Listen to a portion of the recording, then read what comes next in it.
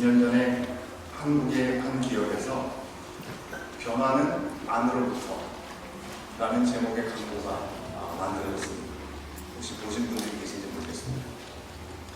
1초에도 수천, 수만, 수억, 수조 번에 가까이 제 성질을 바꾸는 그 성질로 세상의 변화를 이끄는 것, 그것을 사람들은 반도체라고 부르며 우리는 그것을 변화 그 자체라고 본다.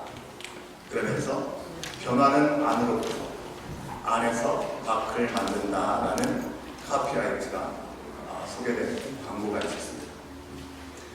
여러분, 우리가 사용한 지 오래되지 않았습니다. 하지만 오늘날에 이것이 없으면 우리가 과연 제대로 살아갈 수 있을까라고 상상조차 할 수 없는 것들, 여러분 어떤 게 딱 떠오르시나요?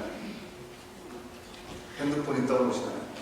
핸드폰, 노트북, 이런 것들이라고 할 수 있겠습니다. 모두 반도체를 가지고 만들어진 제품인 것이죠. 사실 우리는 잘 모르죠. 반도체에 대해서 잘 아시는 분들이 많지 않으실 겁니다.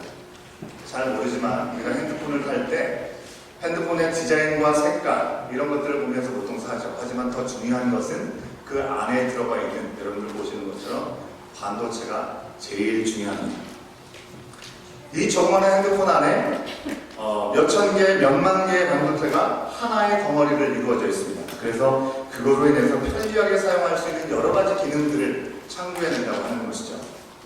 우리가 편리하게 사용하는 여러 기능들, 여러분 핸드폰의 기능들 10분 다 활용하면서 여러분 사용하십니까?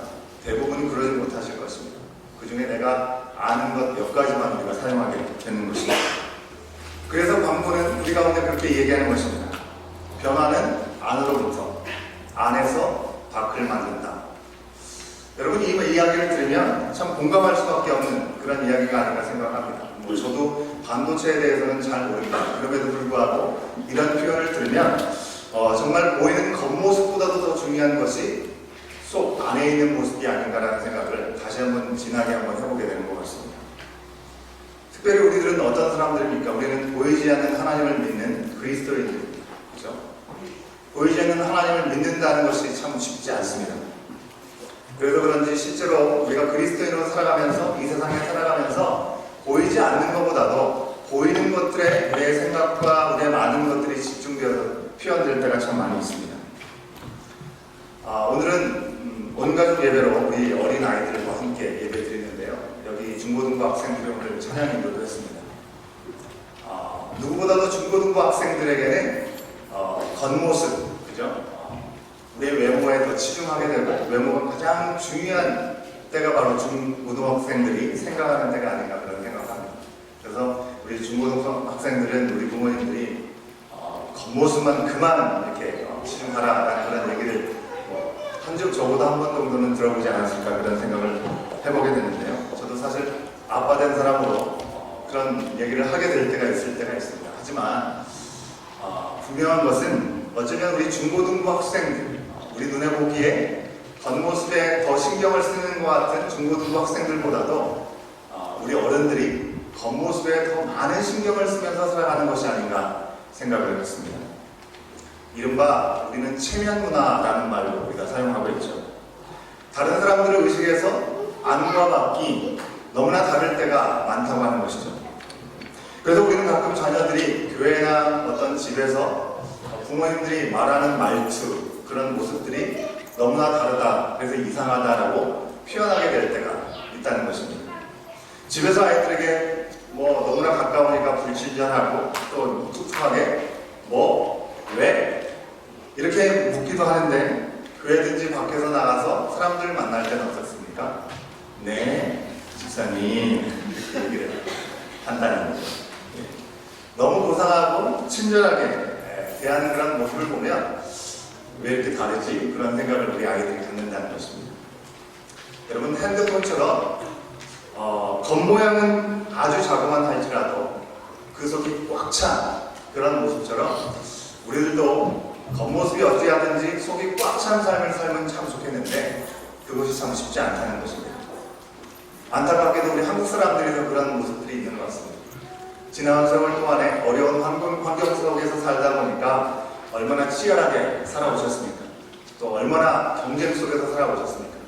그러니 내가 생각하고 내가 원하는 마음대로 자유롭게 표현하고 그것을 주장하지 못하고 관계 안에서 환경 속에서 사람들의 눈치를 때로는 보면서 거기에 맞춰 살아가는 것이 어쩌면 한국 문화에서 살아온 우리들의 모습이 아닌가 생각을 갖게 되는 것이죠.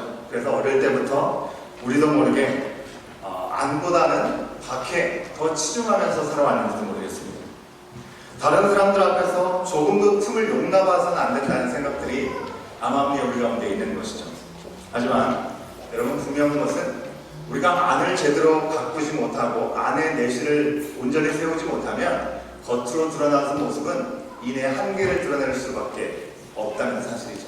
우리가 얼마나 많은 실수를 하면서 살아갑니까? 하나님은 이스라엘 왕을 세우실 때 너무나 중요한 인물을 세우셔야 했죠.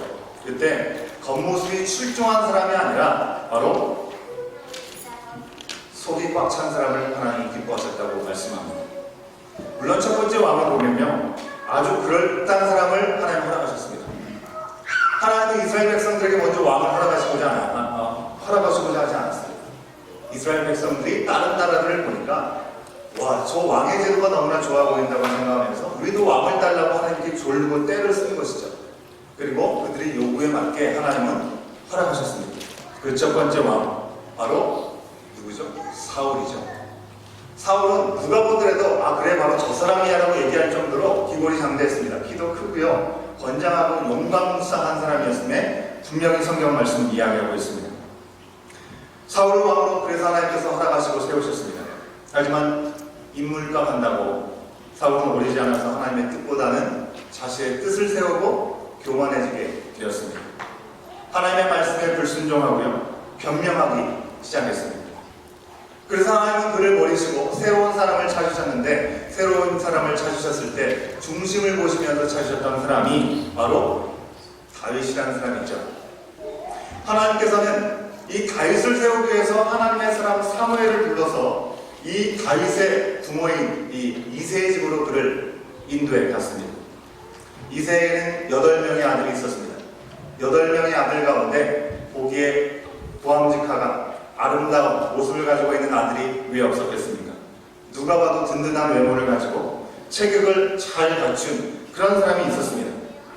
근데 여러분, 우리가 사울 왕을 생각해보면 이미 겉모습을 중요시하는 것이 아무런 의미가 없다는 것을 이미 그들은 깨달았을 텐데, 선지자 사무엘조차도 새로운 왕에게 기름 붓게 됐을 때 이새의 아들들 가운데 그럴듯한 외모를 가진 사람을 하나님께서 세우지 않을까라는 기대가 그 가운데도 있었던 것 같습니다.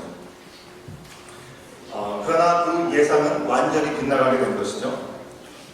외모가 눈에 띄는 사람들이 아니라 가장 막내여서 잘 보이지도 않는 가장 어린 다윗을 하나님께서 선택하셨기 때문에 그렇습니다.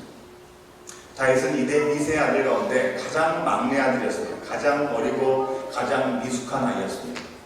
하나님은 말씀하셨습니다. 나 여호와는 외모가 아닌 중심을 본다라고 말씀하셨습니다. 겉모습보다는 우리의 내면을 더 중요하게 보신다 말씀을 하신 것이죠. 이미 말씀을 통해서 사울보다 작고 그 형들보다도 너무나 어렸던 다윗이었습니다. 그가 어떤 왕보다도 선했고 어떤 사람보다도 하나님 보시기에 합당한 사람이었다고 하나님은 그를 평가해 주셨습니다. 하나님은 가장 어린 자 그리고 가장 작은 자를 통해서 이스라엘을 회복시키지 원하셨다는 것이죠. 하나님을 향해서 진실한 마음이 중심에 있었던 그를 통해서 하나님은 이스라엘을 바꾸어 가시는 것입니다. 화려한 겉모습이 아니라 바로 중심으로부터 진실함을 가지고 있는 그를 통해서 이스라엘 가운데 행할 바를 세워 가신다는 것이죠. 여러분, 제가 반도체 얘기를 드렸습니다. 쪽 작지만 그 가운데 무궁무진한 기능을 가지고 있는 견실한 반도체처럼 좋은 핸드폰이 되면 좋을 텐데, 그리고 그렇게 만들어가는 것처럼 진실이 중심을 다해서 순종의 삶을 살아가는 사람, 정직한 영으로 선 사람을 통해서 하나님은 이스라엘 민족과 그 백성을 새롭게 하셨다는 것입니다. 진정으로 하나님께서는 안으로부터 변화를 시작시키시고 안에서 밖을 만들어 가시는 분이심을 우리는 이 말씀을 통해서 다시 한번 확인할 수 있는 것이죠. 여러분, 오늘 우리는 교회학교 헌신예배를 드립니다. 이 자리에 우리 졸업하는 우리 학생들이 앉아 있습니다. 헌신 예배를 드리는 우리 교회학교 학생들, 겉으로 보기에는 아직 너무나 어리죠. 이 아이들이 그거 무엇을 낼까 기대하는 마음이 있지만 아직은 무엇을 하기에는 참 어린 아이들이다라고 우리는 생각할지 모르겠습니다. 또 교회학교 교사들, 여러분 2부 예배를 드리는 우리 성도님들에게는 우리 교회학교 교사 선생님들을 잘 알지 못하시는 분들도 여전히 많이 계실 것입니다. 저는 매주일 1부 예배 12시에 우리 친교실 아래층에서 우리 교사들과 함께 예배를 드리면서 함께 웃고 함께 울면서 하나님의 뜻을 함께 붙잡고 함께 예배를 드리고 있습니다. 하지만 많은 성도님들은 저 사람이 누구지? 라고 생각할 정도로 낯선 분들일 수도 있을 것입니다. 꼭 얼굴을 아신다 해도 함께 차를 마시거나 이야기를 해보지 못한 분들도 아마 계실 것입니다. 그나마 같은 정원이시면 그런 대화를 하실 수 있겠지만 정원이 아니면 그런 시간조차도 아마 같이 나눠보지 못하셨을 것입니다. 심지어는 우리 자녀가 교회학교 학생으로 배우고 있지만 우리 아이를 담당하고 있는 선생님이 누군지도 모르시는 분들도 계실지 모르겠습니다.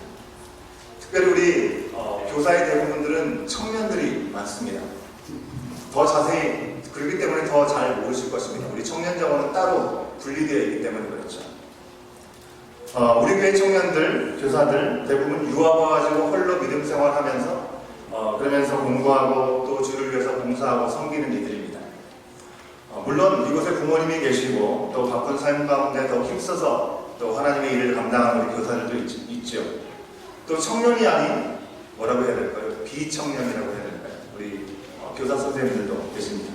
그런데 우리의 교회에 오신 지 얼마 안 되는 분들이 참 많이 계십니다. 다른 사람들보다 더 많이 모이고 또 더 일찍 모이고 더 크게 인정받을 수 있는 보이는 자리에 계시는 건 아니지만 정말 이 자녀들이 믿음 안에서 온전함으로 세워지기를 바라고 기대하는 마음으로 정말 충성되이 아주 열심히 섬겨주고 계십니다. 우리 하나님께서 겉으로는 어쩌면 이렇게 약하고 작은 우리의 자녀들 그리고 우리 선생님을 통해서 지금도 안에서 밖을 만들어가는 시간들을 허락하여 주신 줄 믿습니다. 사랑하는 여러분, 오늘 우리는 하나님의 말씀을 통해서 우리들에게 진실한 중심, 견고하고 정직한 중심을 원하신다라고 말씀하여 주고 있는 것이죠.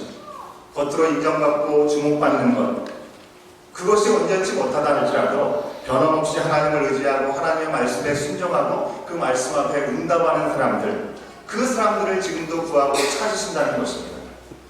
겉으로 주목받지 못하고 보이는 상황이 여전히 그대로이지만 중심이 진실한 사람들을 통해서 하나님은 우리의 가정을 변화시키시고 우리의 교회를 변화시키시고 또 우리가 속한 이 땅과 또한 이 땅 끝까지 이르러 하나님은 놀라운 일들을 행하실 줄로 믿습니다. 그 일들을 위해서 변화를 시작하셨고 안에서 밖을 만들고 계신다고 하는 것입니다. 여러분, 교회학교 헌신예배인 동시에 오늘은 우리가 졸업예배를 드리고 있습니다. 유아 유치부에서 아동부로 올라가는 친구, 또 아동부에서 중고등부로, 중고등부에서 이제 대학교나 청년부로 올라가는 중고등부 학생들이 있습니다. 특별히 우리 자녀들 가운데 중고등부를 졸업하는 학생들, 이 자녀들을 통해서 안에서 밖을 어떻게 만들어 가실까 우리는 기대하는 마음을 더 갖게 되는 것 같습니다. 어쩌면 이제 사회가 더 큰 세계로 나가게 되는 우리들의 자녀들인데 이들이 아직은 어리고 연약해 보일지라도 그들 안에서 행하시는 성령 하나님께서 그들을 통해서 생명과 변화의 역사를 이끌어 가실 줄로 믿습니다. 그 믿음과 은혜가 우리 가운데 있어야 되겠죠. 그리고 오늘 우리는 함께 이 자리에 모인 자리에서 내일 떠나는 멕시코로 가는 단기 선교팀을 파송하게 됩니다. 우리 단기 선교팀은 숫자도 그렇게 많지 않습니다. 9명이 가게 됩니다. 그리고 여러 가지 다양한 모습도 있고 또 탤런트도 있는 것 같지만 참으로 연약한 모습일 수 있습니다. 그저 평범한 예배자이고 또 그리스도인이고 성경교사고 친구로서 그 땅을 향해서 갈 뿐인 것이죠. 그러나 성경팀 안에 계신 성령님께서 부르심에 순종하여 가는 그들을 통해서 바로 이때를 위해서 예비하신 하나님의 놀라운 은혜를 새롭게 이뤄가시고 시작하게 하실 것을로 믿습니다. 그리스도 안에서 만군의 여호와의 열심히 안에서 밖을 만들어 가시는 시간들을 이루어 가실 줄로 믿습니다. 사랑하는 여러분, 이제 겉모습이 아니라 정말 중심이 진실해서 우리 안에 계신 성령님, 바로 그리스도를 통해서 안에서 밖을 만드는 우리 모두가 될 수 있도록 바로 지금, 바로 여기에서 우리를 부인하고 올인하고 우리 중심, 우리의 성도를 주님께 내어드릴 수 있는 우리 어린 자녀들부터 우리 어른에 이르기까지 우리 모든 공동체가 될 수 있기를 주의 이름으로 축원합니다. 내 안에 가장 귀한 것이 내가 아니라 예수 그리스도가 되시도록 우리 자신을 겸손하게 내어드리고 정직한 영을 주님이 새롭게 하여 주시옵소서. 구하고 그 구하는 가운데 정말 내 안으로부터 변화되는 놀라운 역사가 우리의 밖을 내 자신의 겉모습뿐만 아니라 내가 만나게 되는 모든 외부 상황들이 변화의 역사로 놀라운 주님의 은혜로 채워질 수 있는 우리의 삶이 될 수 있기를 주의 이름으로 간절히 축원합니다. 이제 함께 기도하겠는데요. 여러분, 우리의 겉모습 때문에 우리가 오해를 받거나 불이익을 당했던 그런 모습들이 우리 가운데 있다면 그 순간은 어떤 시간입니다. 여러분, 상황은 그대로이지만 마음이 바뀌었기 때문에 우리가 의연하고 견고하게 이겨낸 순간들이 있다면 그때는 어떤 순간이었습니까? 내 마음속에 가장 귀한 것, 지금 이 순간에 내 마음속에 가장 귀한 것은 여러분 무엇이라고 고백하실 수 있겠습니까? 오늘 우리 가운데 주님은 말씀하셨습니다. 사무엘에게 말씀하실 때 용모와 키를 보지 말라고 말씀하셨습니다. 내가 이미 그를 버렸노라. 내가 보는 것은 사람과 같지 아니하니 사람은 외모를 보거니와 나 여호와는 중심을 본다고 말씀하셨습니다. 주님, 오늘 우리가 특별히 교회 앞에 오신 예배를 드립니다. 우리 어린 자녀들이 지금은 너무나 연약하고 어린 것처럼 보이지만 저들이 하나님의 말씀 가운데 얹어진 손을 시간을 통해서 세상을 변화시킬 수 있는 놀라운 하나님의 사람들이 될 수 있도록 인도해달라고. 더불어서 내 자신 또한 늘 내 자신의 중심에 내가 있지 아니하고 나는 내려놓고 오직 예수 그리스도께서 내 안에 계심으로 말미암아 바로 겸손함으로 누리는 시간을 통해서 정직한 영을 새롭게 하시는 놀라운 역사의 자리에 나갈 수 있도록 인도해달라고. 이제 우리가 함께 잠깐 기도하는 시간 갖도록 하겠습니다. 함께 기도하시겠습니다.